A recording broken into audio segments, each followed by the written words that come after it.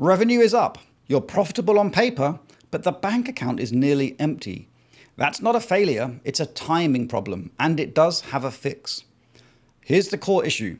Profit is recognized the moment you earn revenue. Cash only arrives when your customer actually pays. And those two events are rarely the same day. In the meantime, your costs don't wait. Suppliers want payment, staff need to get paid, rent has to get paid. So even when your P&L looks healthy, your bank account is absorbing costs that your customers haven't yet covered. This is the timing gap.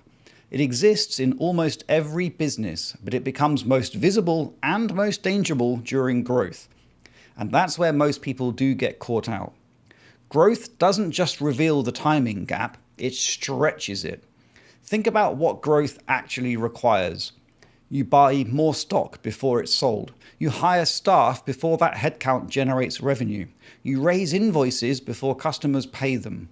Every new customer you win costs you cash before they return any. The faster you grow, the more of this you're doing simultaneously. A business winning 5 new clients a month is running 5 overlapping timing gaps at once. The P&L shows the wins, the bank account absorbs the float. This is why growing businesses often feel more financially strained than struggling ones.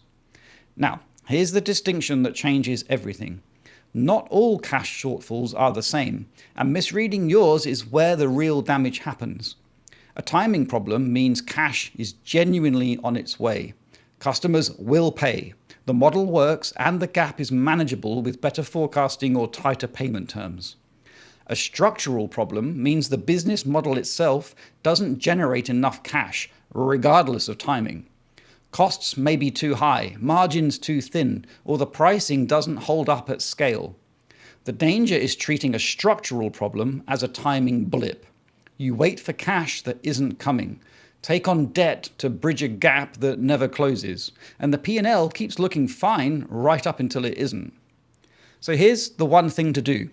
Map when costs leave the business against when cash actually arrives, not when revenue is recognized on paper. List your major outflows and the dates they hit. Then list your inflows and when they actually landed in your account. If your costs consistently move faster than your collections, you have a working capital timing problem. The fix is in the cycle. Tighter payment terms with customers, better terms with suppliers, or financing that bridges the gap deliberately rather than accidentally.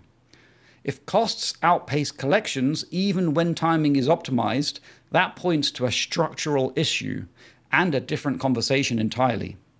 So the rule of thumb, check the working capital cycle before you scale, not after, because growth amplifies whatever gap already exists. If that was of value, subscribe to the channel for one real business question answered every video. For the same clarity in writing, the website and newsletter is 5minutebusiness.com.